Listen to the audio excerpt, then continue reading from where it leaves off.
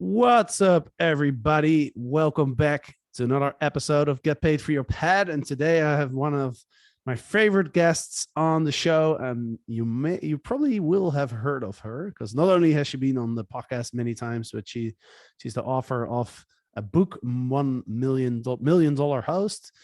She's very famous, especially in Australia. So, without further ado, welcome to the show, Miss Julie George. Hooray! I made it back on Get Paid for Your Pad. Is this number 4? I think I think this might be our 4th episode that we've recorded together, Jasper. And how much fun have we had in the last 3? So I'm expecting the number 4 will be just as cool to talk. I have no doubt about that. I think after Eric and myself, you're probably the person that has been on the most episodes. Actually, for a while I was doing these news episodes with our friends at Hostly with David and Margot. So they would probably beat you in terms of number of episodes, but fourth place is pretty cool too. What is There's it? A Fourth challenge. or fifth place? There's a Top challenge. 5. I'll just have to get on some more podcasts. We'll have to come up with some more topics to discuss. But right. Really, really excited to talk to you today. And yeah, hello to everybody listening in. I know that we're getting a lot of people listening into your podcast lately, and a lot of buzz in the industry for Get Paid for Your Pads. So you're doing good. Yeah, and it's always fun. Every time I look at the downloads number, it's higher. So the podcast is growing, which is awesome. I've been doing this for 8 years now. It's kind of crazy, isn't it?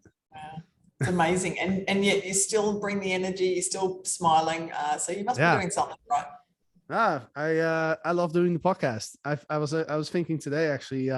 My nephew and my niece are visiting, and I'm back here in Panama City, and there's a small little island. It's just a 30-minute ferry ride, and then suddenly you're on this tropical little island. The water is super warm and clear. There's fish swimming everywhere, and so we were just chilling out, and I was doing some work, while sitting on the beach with them, and they were asking me, how many episodes do you think you're going to do in your life? And I was like, I don't know if I'm ever going to stop. Like I could see myself like 85 years old, like sitting in some sort of like elderly home in my wheelchair. And I'm still like, this is episode number 12,746.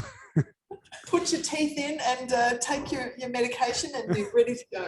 It's like, when did you start hosting Airbnb? I was like, 73 years ago. Don't worry, I'll probably be sitting next to you, and we'll probably be on. I'll just be trying to keep up with Margot and David to see if I've beaten them yet, and with the amount of podcasts we've done together. So, all right, well, let's dive into today's topic, because we are going to talk about how to sell your Airbnb business, because that's something that Julie has accomplished. And we are seeing a lot more activity in the space recently. And we are also expecting that there's going to be a lot of activity in the space in the next few years with larger property management companies. Instead of finding new properties to add to their portfolio, I think they're more and more looking now at like, hey, wait, instead of finding new ones, like we could also just buy some smaller businesses, right? So we've seen that activity increase, and so who better to talk to than Julie George, because she's actually sold her business. We can't say for how much. No, right? That's the one thing we can't talk about. But the exciting news is that look, I can see into the future, and I can guarantee, because I'm in Australia, I can see into the future, and I can tell you that there is some real activity happening in the purchasing area of the short-term rentals game. So look, people are starting to ramp up again now that travel has opened up. COVID has kind of been swept under the carpet. Let's hope for good, but it's really, really exciting. The conversations that are going on behind the scenes. I'm not real good at keeping secrets, so I can tell you that I have had some conversations with some big players in the marketplace who are now out actively looking to acquire small short-term rental businesses. And for those of you tuning in right now, if you've got 10 or more properties that you are managing in a property management portfolio, or maybe an arbitrage model where you're leasing and subleasing those 10 properties, get ready. You're going to get a knock on the door. I almost can guarantee that you will get a knock on the door from one of the big boys in the industry who is looking to add to their portfolio. And the name of the game for those guys is, and the purpose is to have as many property listings in the portfolio as they possibly can. So a lot of them are investor backed. A lot of them have this pressure on them to grow their portfolio. And Jasper, like you said before, the easiest way to do it is not organically, not just go out there and get the mum and dad listings, but and to onboard those properties, to furnish the properties, but it is to go to somebody who is established, who has got future bookings on their calendar already, has got reviews already on their listings, and just partner with them, or to say, let me take over your portfolio and take over your listings. So the Airbnb actual account is something that is being sold as well. So. Yeah. Well, let's dive more into this, because, I know there are some, I've spoken to some hosts as well that are, kind of looking to sell their business. So there might be some people listening right now who are like, hey, you know what? Like, if I had a good offer, like, I'd be down to sell my business. But, there's quite a lot that goes into that, right? Number one is, how do you actually structure a business so it's attractive to be sold? Right. So what are the things that people can do now, especially if you're thinking like, hey, down the line, I might want to sell it in 2 or 3 years. There's things that you can start doing now to make sure that your business is actually an attractive takeover target. Right. Number two is the whole process of like, where do you actually find that company that could buy your business, right? And then also, like, what's the process like of the negotiation? Like, how do you get the best price, and what comes after the sale, the transition period? So there's a lot to talk about here. We could probably talk about it for a couple hours, but let's just dive in, and let's start with, like, how do we structure our business to make it an attractive sales target, acquisition target? Well, that's the beauty of this business, is a lot of people get into short-term rentals for that immediate cash flow. The really good nightly rates. It's attractive that there's a profit right off the bat, whether it's arbitrage or whether it's a management style model. But a lot of people don't realize that they're building a saleable asset. So as long as you have a few items in place, like very strong contracts with your homeowners and your landlords, if you're doing the arbitrage model, make sure that the paperwork is solid, so that you've got a very strong contract in place. That's probably one of the very first things that you need to do. But actually, let's even rewind even further. Why would you want to sell? So you've got to really be very clear on your intentions of what is the purpose? Are you just chasing the money? Are you just chasing the big payday? And then what? Like, have you got an exit plan? What is the purpose? For me, the purpose was, I really wanted to sell up to free up my time to promote $1 Million Host, my book, but also to work with some cool people like Short-Term Rental Legends, Legends X, Jasper Rivers, Eric Moller. My purpose was really about wanting to help and give back to the industry. I felt like I had achieved everything that I could with my management model, getting to 130 properties in a couple of years. And it was time for the next challenge for me. So I identified that my own needs were to sell up and to do something new. So folks, make sure you know what your purpose is and be very clear. Okay, and then it's time to get set. Getting those contracts really tight.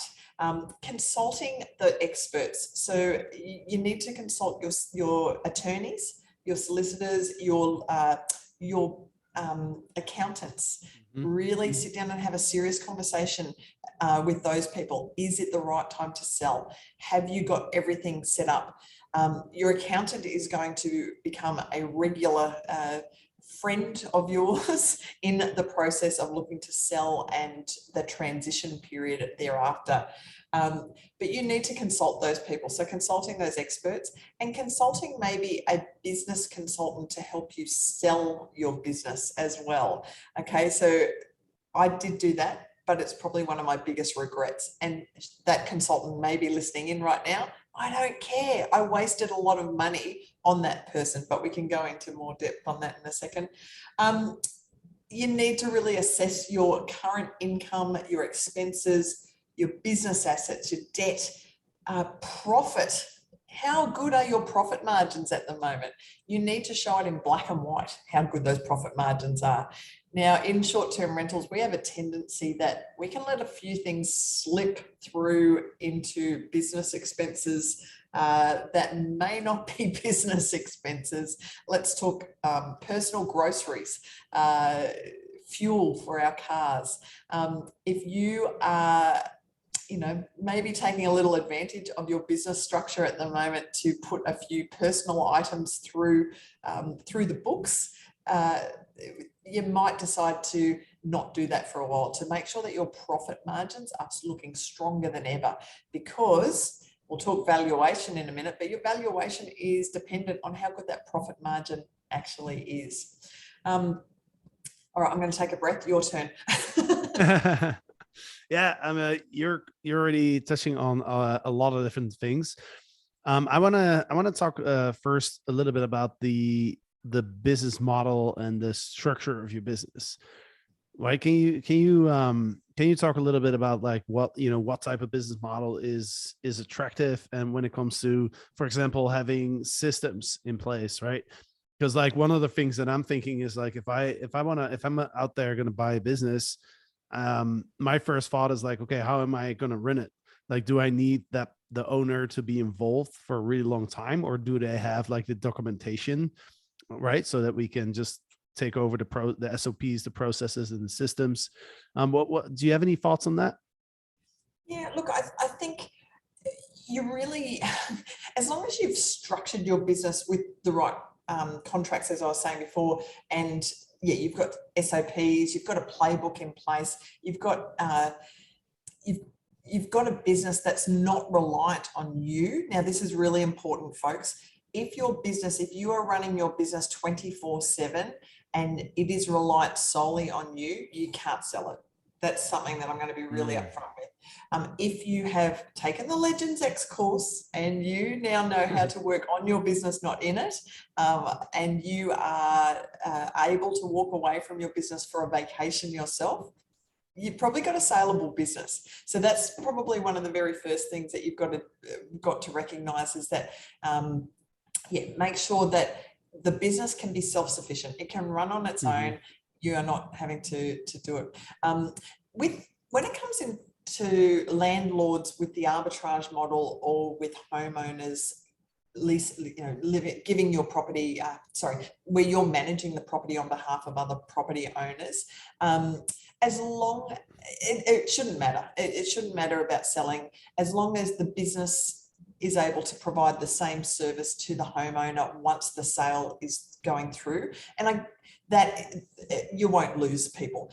For me personally, 130 properties, one of the conditions of sale of the business was that I was going to stay on with the company for 6 months after I sold the business to them. So I stayed on as an employee. Now, this was a really smart move. That helped the transition process to reassure the homeowners that nothing was changing. Julie George might not be there anymore, but the business Host My Home in Cairns, Queensland remains the same service, the same team, the same pricing, everything stayed the same. In fact, what we tried to do was promote that it was going to be a benefit to the homeowners that the business coming in to purchase my business, so Home Time were the name of the company that purchased my business, they were coming in, but they were coming in with additional software. They were coming in with a portal that a homeowner could log into and see some pretty cool information on their property. So there were a few extra benefits for the homeowner with the sale taking place. Now, one of the things that I had to sign off on with the contract, so I can tell you little bits and pieces about the deal that I did, but it was certainly that I couldn't lose a certain number of properties. If during that transition period we had, well, I can say 10 or more owners drop off and say that they didn't want to be with Host My Home anymore, then I actually had to give back some of the sale proceeds. Yeah. It didn't happen because we were very smart and strategic about working together to transition and to make everybody feel comfortable. Yeah. So it was. Yeah, I think you make a really good point where you were saying like you got to get yourself out of the business first, because imagine that you're really doing everything yourself and it's your relationship with the homeowner that's the basis for them doing business with you. If you then take yourself out of it, then there's not a lot left, right? So then I can imagine that that's going to be a challenge then to convince those homeowners to stay with you, right? Versus if you actually have a team in place that's doing a lot of the work and the communication and et cetera for you, then you could say like, hey, I'm not going to be there, but I'm not really doing anything anyway, right? Like it's my team that's doing the work, and that my team is going to stay the same. So that makes a lot of sense. And that's, it's interesting. That's one of the main focuses of our Legends X program, but also, in the first week the first couple of weeks when we talk about the vision in Legends X, it's interesting that we ask our students like, what is your end goal with your business, right? That's one of the questions. And a lot of them are not really sure. They're like, well, I don't know. Like, I've never thought about that. Like, I just started with 2 units and then I was like, oh, I'm making money. Let's add a third and a fourth and a fifth. And now I have 12 and I don't know what I want to do with it.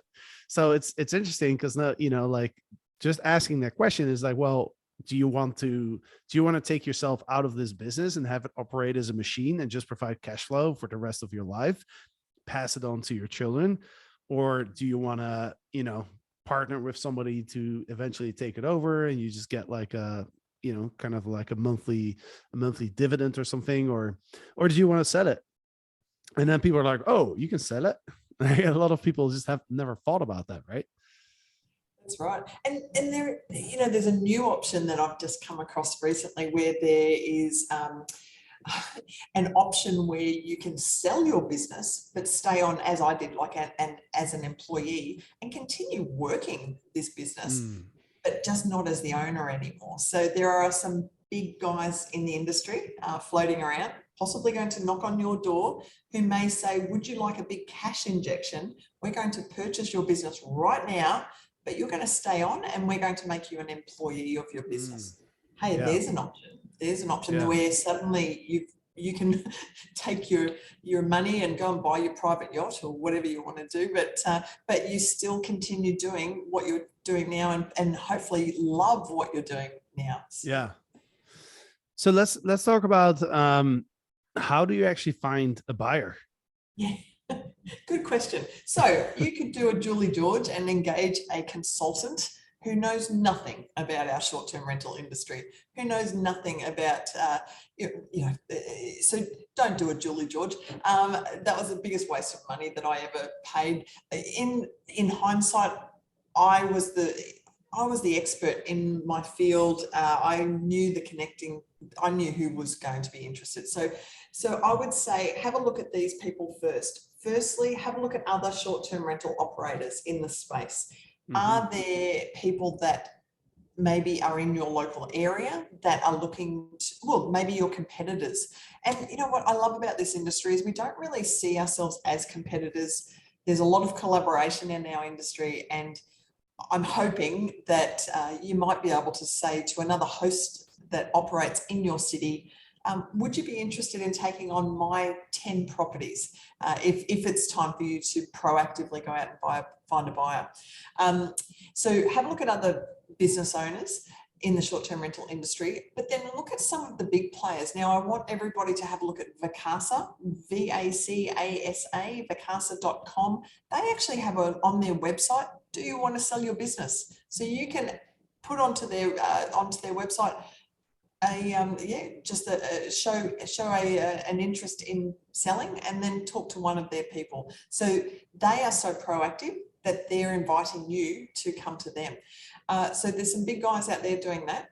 So apart from that, look for other entrepreneurs in your city. So they may not necessarily be in short-term rentals, but they are budding entrepreneurs who are just looking for an opportunity And they're the ones who are scoping out, looking at franchises. They're looking at the local McDonald's store to buy. They can see a good thing. If you can come across people like that, possibly that could be a buyer for your industry, for your business. And then the third one that I've identified as a really good buyer in the industry is a real estate broker. A lot of the real estate brokers are now looking at, they've got the sales, they've got the long-term rentals, the long-term leasing, but they've identified that short-term is where it's at. And even if they can take that into their business and offer that up as a third service to their clientele, it's magic. You can act as a business, as a buyer's agent, find the property, lease it out to them. So real estate brokers are certainly one that I've got my eye on at the moment that are looking to take people on. Now, potentially they'll pay more as well. So if you don't mind, let's talk about valuations and how these people are looking to value your business. A real estate industry valuation will typically look to offer what is normally known as a rent roll valuation. So the long-term leasing portfolios, those are valued at usually the management income. So what they're making a yearly management income, times that by 2.4. So 2.4 multiplier on the management income. That's a lot. So folks, if you are out there and you're charging 25% management income, like I was, you times that by a yearly income by 2.4, there's 2 private yachts. Is that revenue or is that profit? No, that's revenue. That's revenue. So gotcha. There's the exciting part. So that's the revenue. So that's the management income revenue. And so whatever you're earning in management income, times that by 2.4. But this is only for real estate in the industry. So please, that's for long term, right? Yeah. Why is it 2.4? Why is it not 2.5? And you know what? It actually varies in different areas. So, and 2.4 is what we typically see in Australia. So it possibly will vary. And at the end of the day, folks, if you're listening in right now and thinking about selling your business, it's only going to be worth what someone will pay. So this is really just a little guide to say, where do you start? What number do you come up with? Because that was the hardest thing for me. When I sold my business in 2019, no one else had really sold their short-term rental business. I was one of the first people to do that. There's no one to look to. So I had to really, pluck some numbers out of the air and hope that I got it right. But I've got to say now we have an industry standard in short-term rentals. And I would say the more realistic valuation for a short-term rental in business these days is to look at your yearly profit. So your income less all of your expenses, yearly profit times that by 3, a 3 multiplier. And that is what I'm seeing at the moment as a typical valuation worldwide. Okay, interesting. I'm still interested. If somebody would buy my business and say, I will pay 2.4 times your revenue, I'd be like, we're rounding that up to 2.5, man. Like seriously, what 2.4? Like, this is a weird number. There you go. And you can tell that the typical entrepreneurs, as soon as it's like 2.4, no, let's go 2.6. But that's, I guess you can really, what's going to make your business stand out and make it more valuable to people is it going to be an easy transition? Is it going to be, my old saying, keep it simple, stupid, the KISS method. Like, is your business structured in a nice tight format that there's a playbook attached, that it maybe for me, I was only running on one OTA with Airbnb. I was 100% Airbnb. I should have got a facial tattoo from Brian Chesky for the loyalty I showed him. But so my business was relatively easy. I had one account with Airbnb that I was able to sell 130 listings that were attached to that account. So I actually sold my Airbnb account as well. My profile is now being used by the new business. So folks, when you are looking to make sure that your business is as valuable as possible, make it as simple as possible for somebody to come in, take it over. if it's running independent of you, that's the first thing. If there's a playbook that they can come in with systems and operating procedures, that's number two. Number three, how many OTAs, how many channels are you on? How many softwares are you running? If it's too complicated, I know I would walk away. So just keep in mind all of those things as well. Just keep it simple, stupid. Yeah. When you're saying like 3x profit, like, do they just look at the last year, or do they go back like 2, 3, 4, 5 years and take the average or something? Or is it more like the recent years? They do talk about it being the most recent 12 months, the most recent financial year.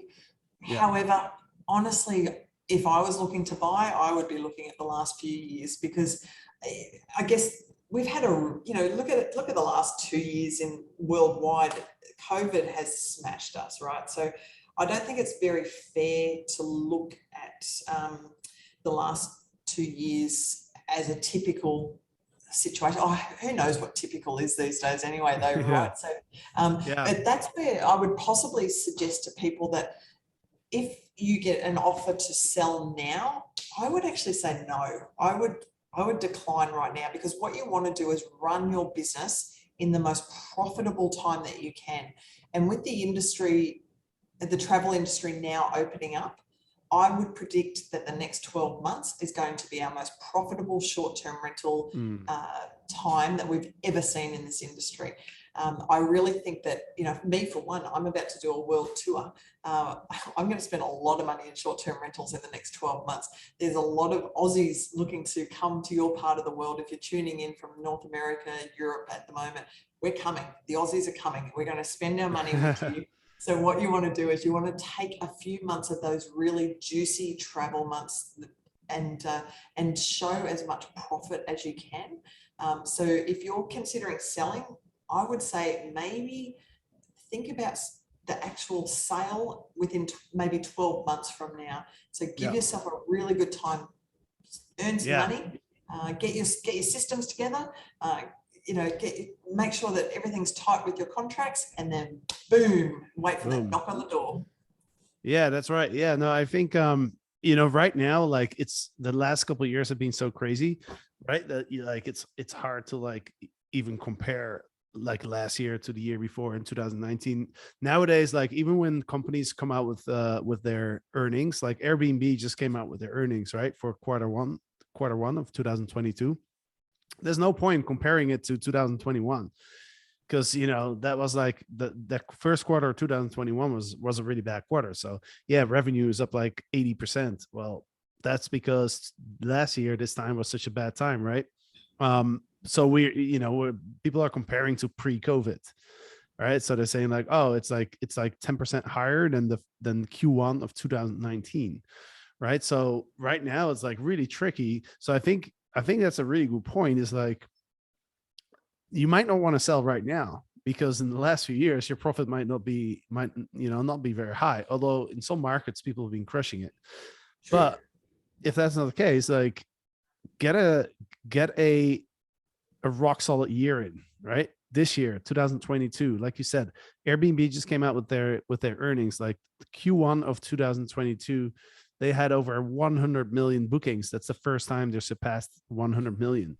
So Q1 is already really good.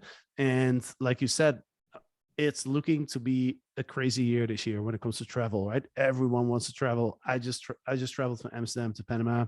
The airport was so busy that they couldn't handle the amount of people. I saw there was a joke on online somewhere.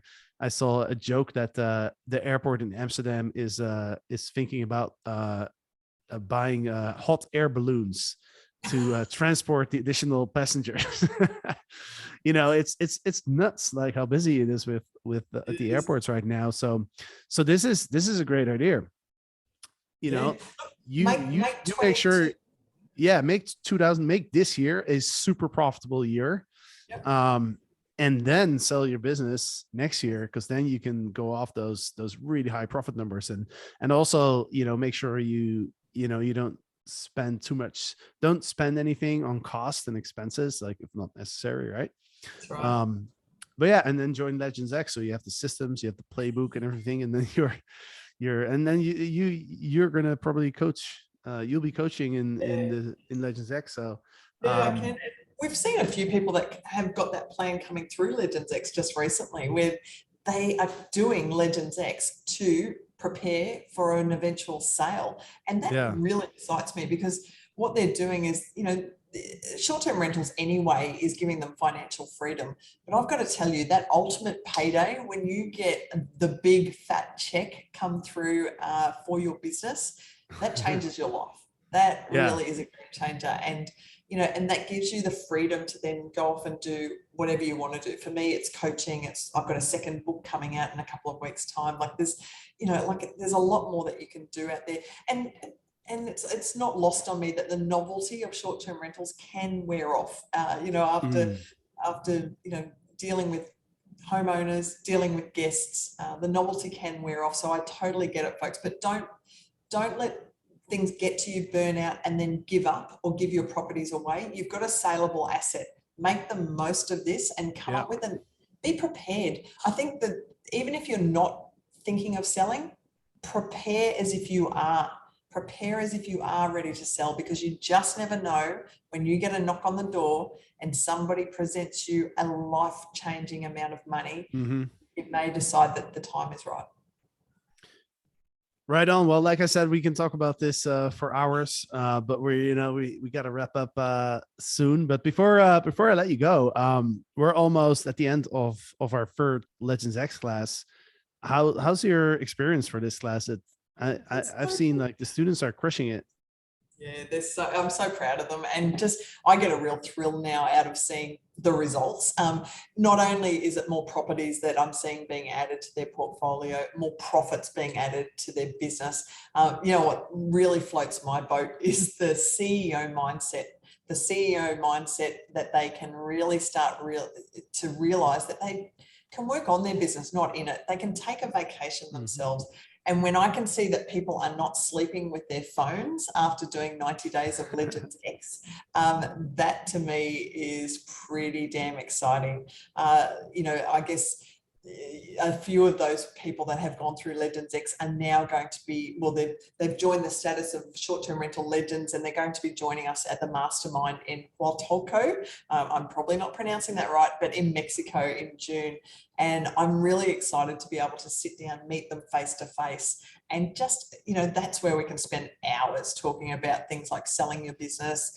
We can spend hours talking about what the future holds for short-term rentals. And I can tell you that the more that we drink, the more interesting those conversations will get. And I'm sure we'll do a lot of all of that when we meet together in person. Yeah, I'm really excited about this too, that some of our Legends X students have actually graduated into the Legends Mastermind, that was the whole purpose of like why we built Legends X. We were like, we were looking at the mastermind members and we're like, wow, these people, they run their business a certain way. They have a certain structure, they have the systems, they have their vision. How do we help more of these companies like get to that level, and it's amazing to see that we're getting these Legends X students who are graduating into our mastermind. And Legends X students that are now earning more than $2 million a year, that have got more than 50 properties in their portfolio, like yeehaw. And so they're buying the drinks. Well, the drinks are included in the event, so it's going to be free rounds for everybody, so awesome. Yeah, I'm excited to hang out with you as well in Mexico, because last time we met was how long ago? I remember it was in Los Angeles. Yeah, it was 2.5 years ago now. So 2.5 years ago. Wow. It wasn't it was a great time to catch up, and we met with Rebecca Slivka as well. So Rebecca's going to be in Mexico from Hicksville Trailer Palace and Pillow and Coffee. So it'll be a bit of a reunion for the three of us, but we're going to have some other incredible people joining us, and a lot of fun. So folks, if you're listening in right now, you want to come to Mexico to hang with us, with the cool kids, I'm sure that we can sneak you in. Well, I don't know if we still have seats, to tell you the truth. But feel free to reach out to. You can always reach out to us if you have more than 50 listings, or you're owning more than 3 million in real estate, or you're doing at least 2 million in revenue with your units. But if you're not at that level, then go check out Legends X, because that's a program that we built to get you there, right? So Legends X, and we actually start our we're actually at the end of our class, so we're actually going to start opening up seats for the next round that starts in June, right after our mastermind. So if you're interested in Legends X, then just go to strlegends.com/x. If you're interested in the mastermind, then you just go to strlegends.com. I hope this is not confusing. Just get in touch with us. Is this confusing? Just get in touch. Just email me. Jasper@overnightsuccess.io. We'll get you whatever you need. You've just given out, you're going to have fans contacting you now. You're going to have women around the world trying to pick you up, and watch out. Well, I'm hard to catch right now. I'm on the 40th floor in a giant skyscraper. I found out I'm actually, did you know I'm living at the tallest building in Central America? Really? I didn't even know that. I didn't realize that. I know there's a bar on like the 66th floor in this building, and when you're in the bar, like it has a view over the city. And I noticed, like, hey, I think this, I'm higher than any other building right now, but I didn't know like it was the tallest building in Central America. Oh, you're so special. I love it. You're on top of the world. And one day I'm coming to that bar on the 66th floor, although I don't know that I'd look over the side. Yeah, I can recommend it. The view is pretty incredible. But anyway, Judy, it was such a pleasure to have you on the podcast, and we appreciate you being our Legends X coach and in the mastermind and everything else we do together. So thank you so much for joining, and to the listeners, I hope you enjoyed this episode. I'm sure you did, because people always love the podcast with Judy. So I have no doubt that everybody loves it. And on Friday, I'll be back with Eric with another episode. So until then. Thanks, Jasper.